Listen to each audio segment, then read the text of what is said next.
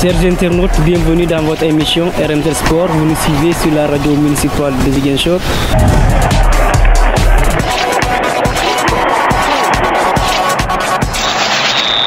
Mbokku ami internautes yi ñuy suivre ci RMZ ak Génération FM tey dañu def benn duo parce que li ko waral mooy dañu am gan bu am solo muy capitaine équipe nationale ci jigéen ñi nekk doomu Casamance nekk fierté ci ñun muy Sophie Sagna moom lañ dalal suñu émission wàllu tàggat yaram la moo tax ma bokk ak sama doomu ndey Olivier ngir rek ñu gën a jaar xuus waxtaan ak Sophie Sagna ci jaar-jaaram ba tey li nga xam ne lii mujjee na ko af ci compétition muy Coupe d'Afrique des Nations fële ci Maroc ak place barrage bi nga xam ne jël nañ ko mais balaa ñu tàmbale dañuy bàyyi suma doomu ndey Olivier mu nuyoo ak yéen balaa ñoo introduire suñu gan Olivier ziar naa la. Ndaw delloo ziar di la waa merci parce que tey jonga ma occasion opportunité ma fekkee émission bi ñu ko animé émission bi parce que ku ñu dalal tey mooy capitaine équipe nationale féminine bu Sénégal jaar na Casa Sport balaa tey mu nekk équipe nationale di la ne jaajëf di dalal suñu invité tey ci suñu plateau. Voilà merci Olivier donc suñu gan wax naa leen ko dañ koy bàyyi rek mu nuyu yéen ñi nga xam yéen a ñuy suivre suñu différentes plateformes yi muy rajo bi muy YouTube bi muy Facebook bi ñu bàyyi ko mu nuyoo après ñu dëgg gën a xuus si waxtaan bi Kapi ñu ngi lay ziar.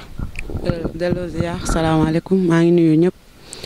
di nuyu waa Ziguinchor ak jëm ñi seetaan internet yi di nuyu le peuple sénégalais dina remercier aussi si invitation bi merci beaucoup. Olivier mu bàyyi la question bu njëkk bi. Safiatou tey balaa nga nekk équipe nationale du Sénégal jaar nga Casa Sport est-ce que mun nga wax suñu internautes yi d'abord kan mooy Saf. waaw comme ni nga ko waxee rek ku am Safi xam ni Casa laa jaar foofu laa defee sama lépp je peux dire. J'ai été capitaine pendant 6 ans. au Casa Sport avant may quitter pour dem lycée Ahmed Fall Saint-Louis. Je pense comme nu ko ñëpp xamee rek ku xam Safi xam gëwma dara lu dul liggéey rek laa xam te dama teeloon bëgg football bi gëm ko depuis à bas âge. Donc c'était une passion pour moi. li nga xam ne dama ko yàgg bëgg mooy lan devenir professionnel devenir capitaine de l'équipe nationale féminine devenir international. Je pense que le rêve est réalisé. waaw ko xam Safi moom jarul ma koy wax mais je pense que en grosso modo mooy liggéey rek laa xam daal. waaye mooy sama secret. tey bu dee dañu leen laaj ci sa palmarès Casa Sport loo ñu mën a wax. waaw Casa defe naa ñun ñoo yëgal équipe bi en Ligue 1. parce que bu ma ñëwee année bu ma ñëw jógee école football Aïcha laa dem Casa am fa licence joué fa benn at après ñu yëgal équipe bi Ligue 1 ma nekk fa capitaine pendant 6 ans. mais jotuma jël trophée ak ñoom après laa dem Saint-Louis def 2 ans jóge fa dem USPA. def fa benn at après ci laa décroché sama contrat au niveau de Bourges. voilà Sophie wax nga lu am solo muy jaar-jaaru de l'école de football au lycée Ahmed Fall en passant par le Casa Sport lycée Ahmed Fall ba USPA qu'est-ce qui a motivé le fait que Sophie toog benn instant mu ne jóg na ma làmbi feneen parce que ku dem ba nekk 6 ans capitaine Casa Sport mun nañu wax ne lépp luy daraja jox nañ la ko fa ci cër. lan moo tax rek Sophie jóg ne damay dem Ahmed Fall après Ahmed Fall damay dem USPA lan moo waraloon loolu. waaw c'était pas facile pour départ bi. parce que ñun moom amuñu woon lenn lu dul Ziguinchor c'était pas facile pour génn fii dem découvrir beneen aventure mais après comme ni nga ko waxee rek da ngay toll si benn moment nga ne pourquoi pas ma génn dem xooli leneen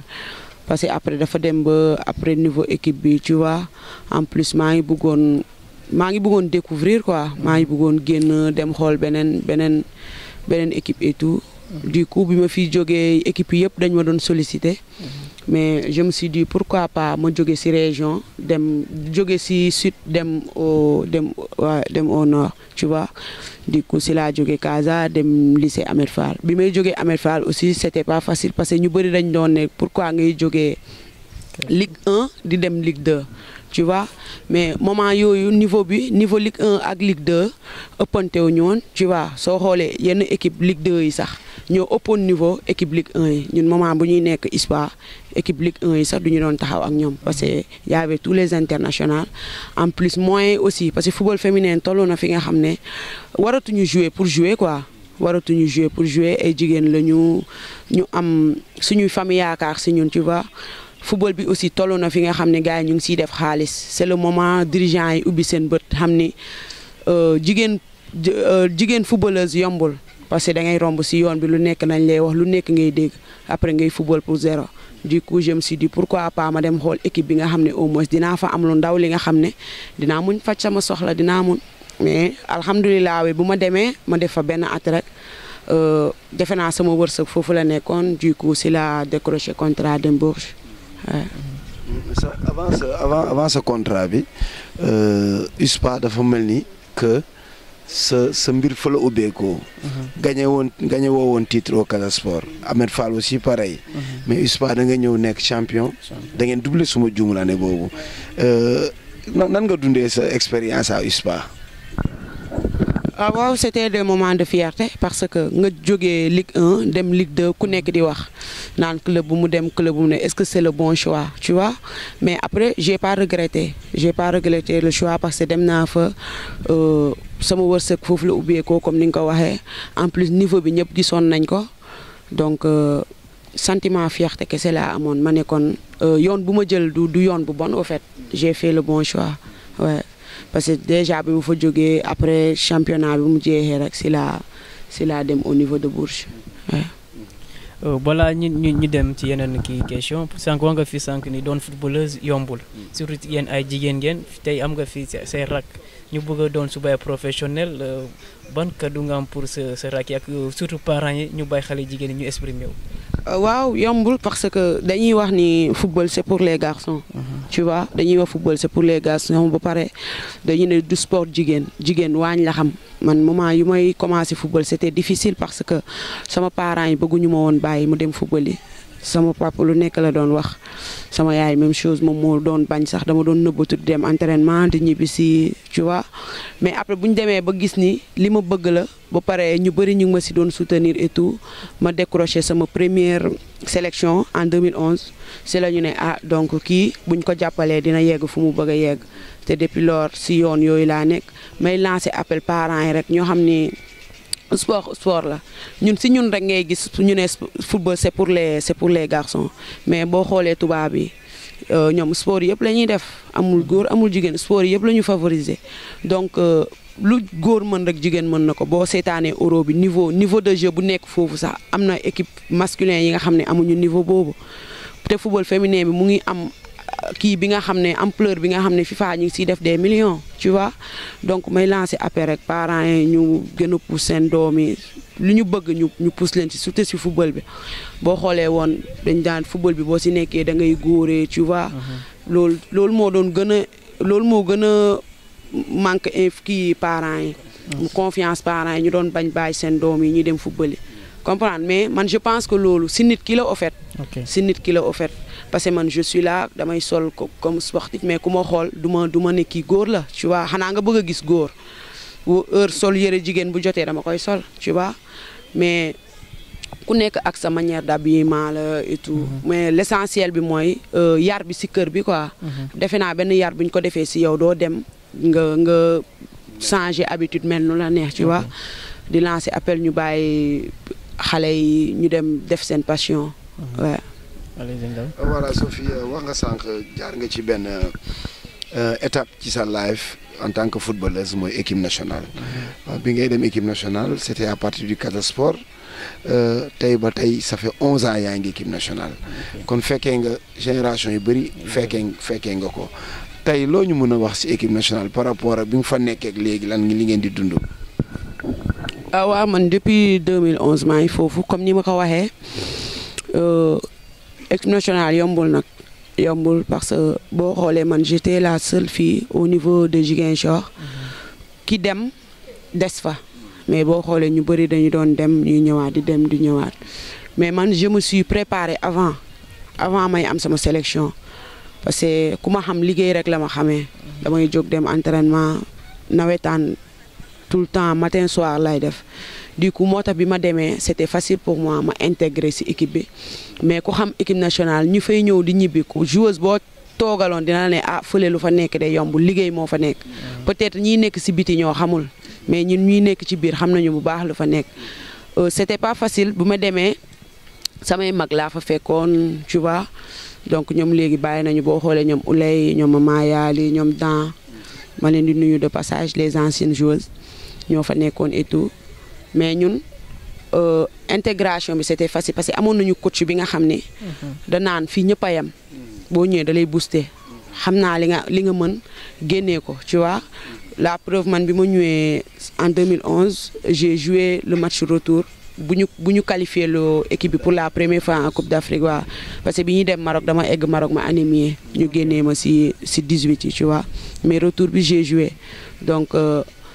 méttiwuloon ci man quoi. méttiwuloon ci man parce que dama liggéey dem def continuité rek waaw mais boobu ba léegi moom lu bëri changé na parce que ñun autant dañ doon dugg regroupement ay 1 mois des fois du mot sax ñu dem compétition boo xoolee. équipe yi mag yi loolu la ñu doon dooree dañuy jouer premier tour deuxième tour ñu am ay Cameroun ay Nigéria ay Égypte ñu éliminer ñu. mais boo xoolee léegi fédération def nañu ay moyens yu bëri ci football féminin bi. depuis 2020 ba léegi dañuy dugg regroupement ay 4 mois ay 6 mois des fois 1 an boo xoolee CAN bi bu ñu koy préparer éliminatoire yi def nañu 1 an de regroupement donc. waaye waaye dañuy dugg di génn di dugg par week-end la ñuy génn tu vois di dem ay matchs amicaux te yooyu yëpp amuñu ko woon da ngay xool dañuy expérience bi moo ñu manqué woon dañuy jouer ak équipe yi après dernière seconde la ñuy dugal benn but 2 buts match bi jeex tu vois te léegi boo xoolee équipe bi màgg nañu quoi malgré équipe bi les filles elles sont jeunes mais am nañu tuuti expérience parce que di dem jouer ay matchs amicaux ngay am ay 90 minutes ci sa jambe. donc defe naa loolu moo ñu may prestation bu ñu def ni ci CAN bi waaw wax nga voilà loolu moo leen may prestation ci CAN bi est-ce que tey mën nga delluwaat ci compétition boobu la quart de finale ngeen toog est-ce que compétition selon yow est-ce que échec la ou bien. waaw je pense que du échec ci ñun du échec parce que bu ñuy dem Sénégal kenn xaaree ñu woon foofu. parce que dañu ne équipe buy dem jàngi la mais ñun on savait que demuñu woon CAN ba pour jàng. la preuve il y avait la place pour les demi-finales.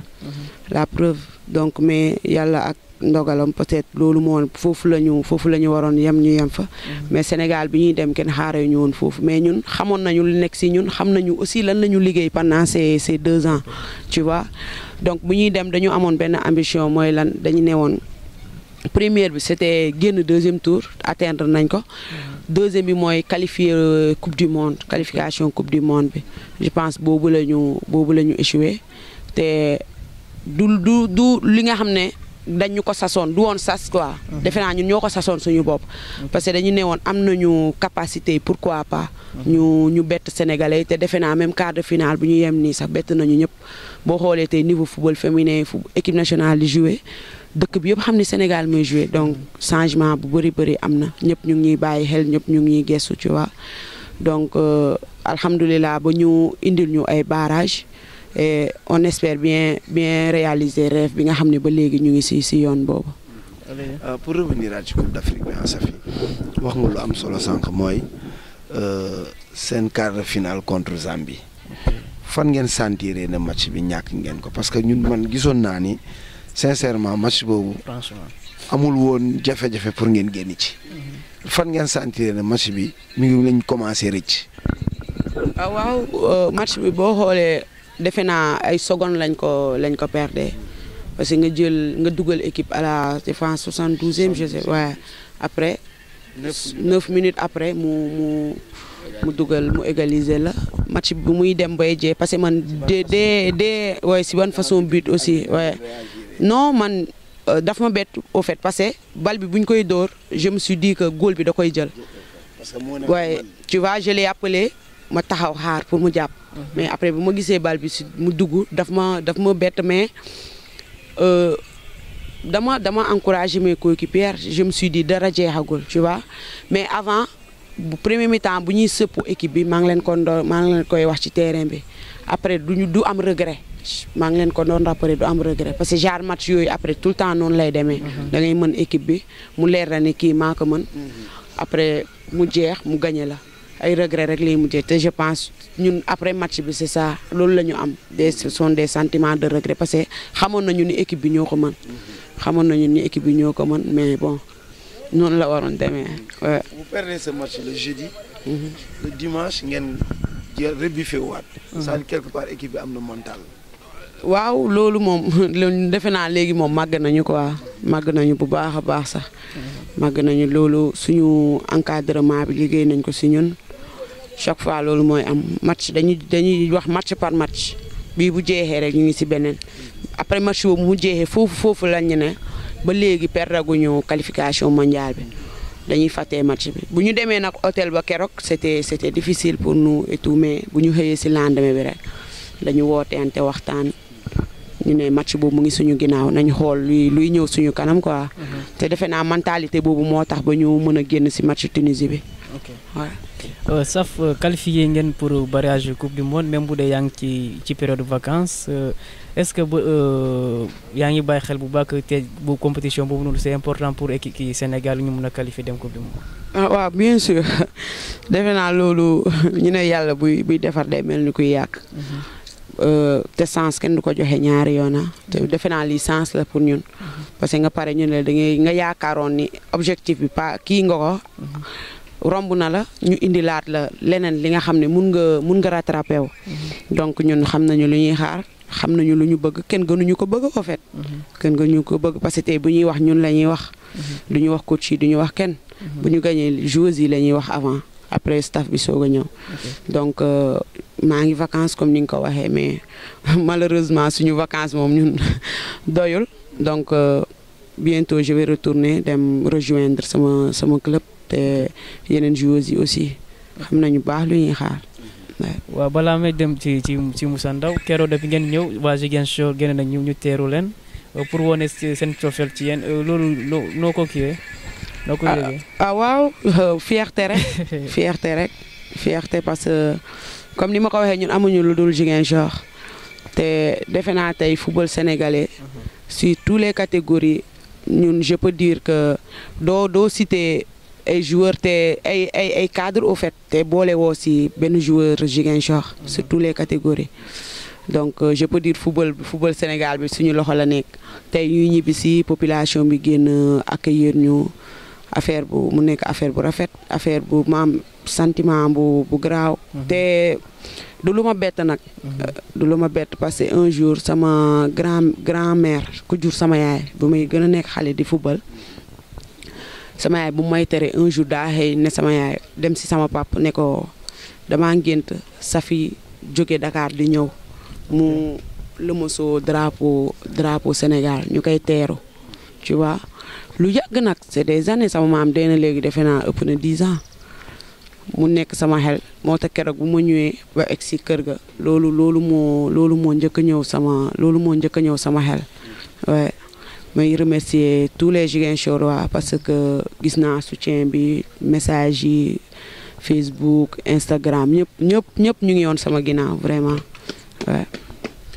Sophie dugg ci benn étape balaa ñoo ñëw ci dernière partie émission bi muy da nga wax sànq lu am solo c'est rare de voir benn joueuse du sud dem équipe nationale à part yéen ak seen génération ñoom ay chèques yooyu def fa maintenir fa la preuve booy ñu am ñu dem yëpp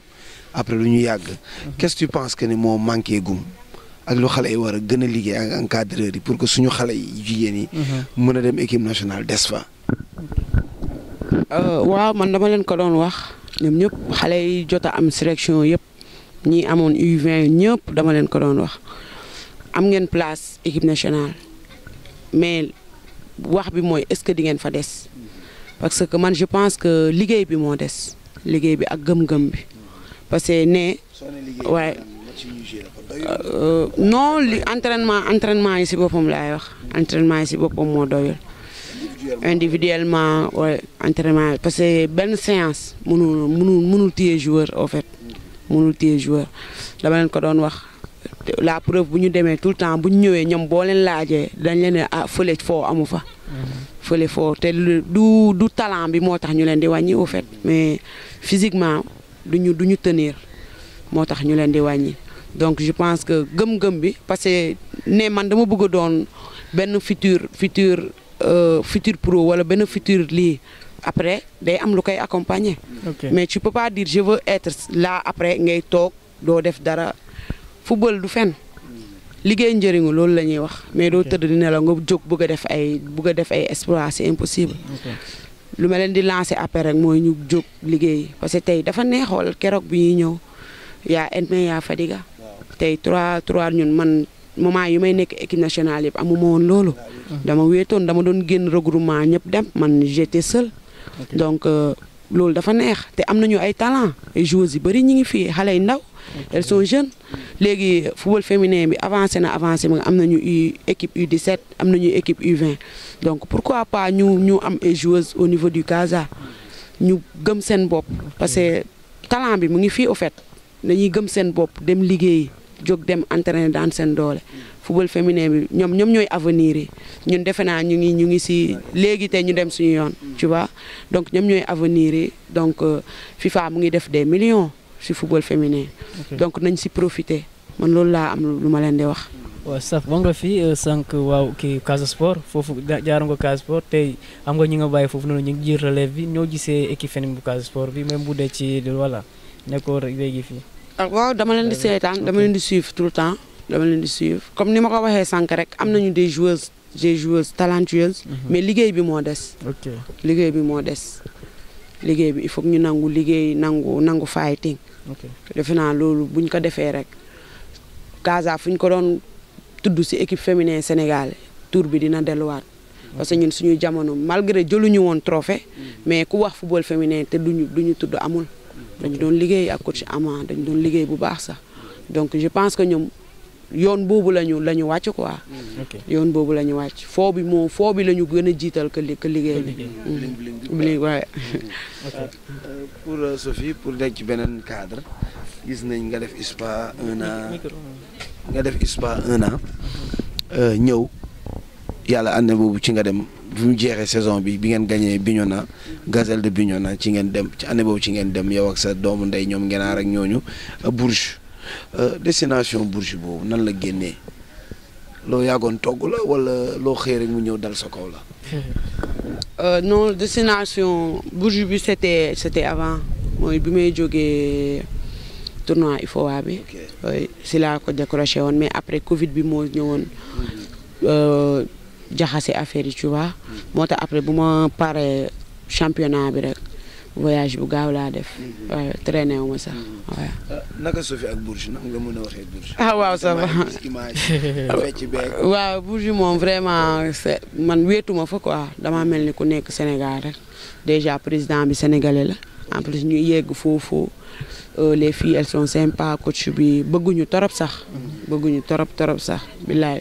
bu ñuy ñëw sax mu ñuy naan dama leen bëgg a garder bu leen dem tu vois mooy la mais Bourges moom macha allah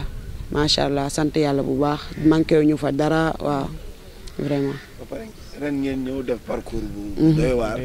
man doon xaar ne di ngeen yéeg. waaw yéeg moom loolu moo nekkoon ñun suñu objectif boo xoolee Monaco bu ñuy dóor match retour bi. amoon nañu yaakaar bi amoon nañu gëm-gëm bi aussi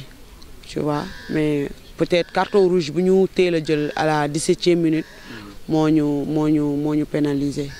c'était pas facile 17 minutes nga joué ko ba dëkku jàmbur moom en plus arbitrage bu catastrophe tu vois donc loolu moo tax atteindre ñu objectif bi mais benn bi atteindre nañ ko parce que boo Bourges mutul nekk titre champion tu vois c'était la première fois ñu bëggoon nag yëgal ko comme nuñ leen ko promettroon mais bon dinañ ci liggéeyaat bu baax. waaw léegi saf ma lu ma bëgg a laaj mooy ren sa objectif ak club Bourges. waaw damay eggali rek waaw. damay eggali rek mun naa eggali ko mun naa dem waaw lépp mën na ne daal lépp mën na ne waaw lu am rek gars yi dinañ ko gis incha allah waaw. su ma déggee sa wax mooy Sophie bi mu nekkee Bourges ñàkkuloon ay contact y a d'autres clubs qui se sont manifestés pour bëgg la jëlee ci loxo Bourges. Non ñàkkuma ko woon la preuve bu may dem Bourges sax y avait d'autres clubs mais xam nga moment dina toll fi nga xam ne da ngay def choix donc j'avais choisi le Bourges donc c'est ça mais ñàkkuma woon ay contact ba léegi ñàkkuma contact chaque fois maa ngi déggante ak gars yi waaw mais destination bi fu mu war a doon rek dinañ ko xam incha allah waaw si su dee tam damay rester aussi dinañ ko xam waaw. Ok, voilà donc Sophie waxagul day dem wala du dem mais on sait que xelam li ci trottiner mooy bëgg na nekk à un niveau supérieur parce que tey ku def 11 ans équipe nationale internationale nga et puis xam nañ lan la sélection nationale di jouer ci dans le foot professionnel tey Sophie barrage yi ñu jëm moo ñu yóbbu coupe du monde te laaj seen équipe c'est vrai wax nga ko bëri na ay xale mais aussi bëri na ñoo xam ne yàgg nañ ci équipe bi est-ce que vous pensez vraiment que rajeunissement équipe bi jot na. Ah non man équipe bi gisuma luñ fay rajeunir waaye je pense que rajeunissement équipe bi bu Mamou Sa di ñëwaat jël équipe bi moom moo ko defoon moom moo ko rajeuniroon donc gisuma ki nga xam ne war nañu mën a ne mag la mag yooyu te mënatul jouer waaye mënatul tenir boo xoolee Sénégal Afrique ñun ñoo teel a màggetloo joueur rek mais boo xoolee tubaab yi dañuy jouer jusqu'à 38 40 ans sax mais ñun fii da ngay gis ñun mii bu ñu demee beneen ñun ay mère lañu moom kon donc je pense que dañuy liggéey rek dañuy liggéey ñu jéem a relever suñu jeu ouais pour jéem a créer la surprise incha allah te gëm nañ ko incha allah ouais. Parce que damay seetaan seen équipe bi c'est vrai que défensivement vous êtes costaud da ngeen di xeex vous avez une attaquante boo xam ne loo ko yóbbante mu dugal ko mais dañu am jafe-jafe sur l'animation du jeu est-ce que profil boobu yéen a ngi ci doon waxtaan pour xool ci championnat est-ce que gis ngeen koo xam ne vraiment war na mën a jouer rôle boobu. ah waaw coach bi defe naa loolu mooy liggéeyam defe naa loolu mooy liggéeyam te gis na compétition bi nu mu demee woon te xam naa dina si taxaw bu baax a baax. Olivier. Ça man côté expérience bi la insister tuuti quoi parce que même bu dee Sénégal seetaan na match bi c'est une équipe joueuse est-ce que tamit laajul tamit expérience bi mu gën a kii am kii ci équipe bi quoi. ah waaw comme ni ma ko waxee rek le fait que ñuy jouer di génn nii ñun màgg nañu parce que ñun compétition boo xoolee équipe bi ñi fa jouer ay match international et qualification bëriwuñu de bëriwuñu da nga leen di compter suñu motee 5 ba 6 foofu la yemaa mais le reste yëpp ay joueurs yi bees lañ boo xoolee la preuve CAN bi ñuy dem nii ñun 3 rek ñoo joué woon CAN 2012 bi ñun 3 kese ñoo fa nekkoon man la défenseur bi Koli ak Korka Fall mooy numéro 20 bi ñun ñoo ko donc tout le reste ce sont des nouvelles mais léegi équipe bi bu ñu taxawee sax da ngay xam ni am na lu bëri li nga xam ne jàng nañ ko ci football sur le haut niveau quoi. Olivier ñu jeexalee ko rek xam nga ku dem am na ñoo bàyyi woon ginnaaw te gis nañ vraiment que relation bi ba léegi mi ngi gën a huilé la preuve mardi bi passé def ngeen match de gala yéen mag ñi ak xale yi tey nan la seen diggante mel ci Sophie bi fi nekkoon ak Sophie bi dem ñëwaat. ah waaw man moom benn nit laa mës a doon ñëpp loolu lañ ma xamee xanaa ku ma xamul mais du ñàkk nag nit moom lu mu bëgg a gis ci yow rek loolu lay gis mais man je suis bien avec tout le monde surtout joueurs yi même bi ma avant may dem Bourges sax bi ma nekkee ci yeneen équipe yi Ahmed Fall comme ISPA donc ñun amuñu lu dul Ziguinchor peut-être moment bi day jot nga changer air mais ça ne veut pas dire dama dem rek damay fàttee lu nekk sama ginnaaw non man samay nitu démb avant ouais. Okay. C'est important. Moussa Ndo on a ñu bàyyi ko mu ñëw ci tuuti ci dernier mot ci émission bi. Saf lan mooy doon sa kaddu bu mujj. waaw man di leen remercier parce que mënoon na ñàkk di remercier Génération FM parce que depuis boobu ba léegi bi may relancer ñoom ñoo may suivre di ma defaral ay awma seen fay daal di remercier la région de Ziguinchor di remercier RMZ TV waaw merci beaucoup. Moussa Ndao man rek lu ma mën a mooy di la jaajëfal bu baax ba ci invitation bi parce que c'était pas évident dama toogoon tak nga woo ma ne grave bàyyi ma jóg ma dem puisque sama grand la tamit te quand on parle de sport man tamit ça m'intéresse beaucoup et aussi international sénégalaise comme SAF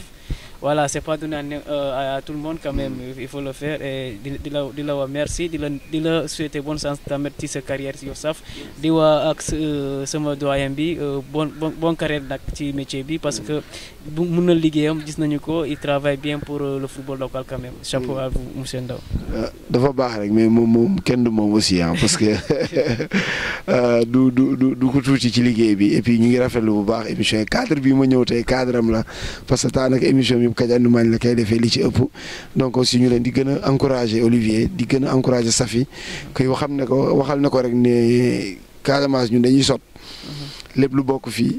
ñun lépp lu ñu mën a def pour fësal ko dañ koy def donc qu'elle n'hésite pas fu mu mënti nekk saa yu ñu soxlaa nous sommes disponibles pour vraiment lépp lu mu bëgg ci wàllum médiatisation ci carrière am incha allah li mu ci mën soxla nañ ko ci def di ko ñaanal aussi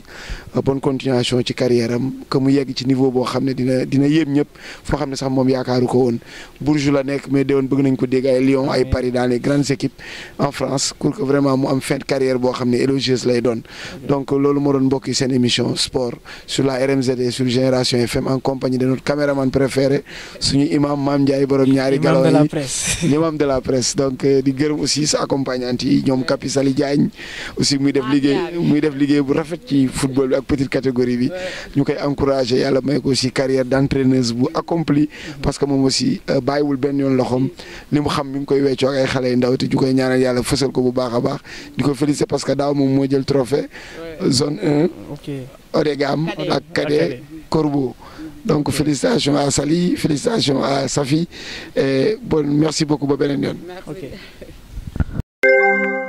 Chers internautes, bienvenue dans votre émission RMZ Sport. Vous nous suivez sur la radio municipale de Ziguinchor.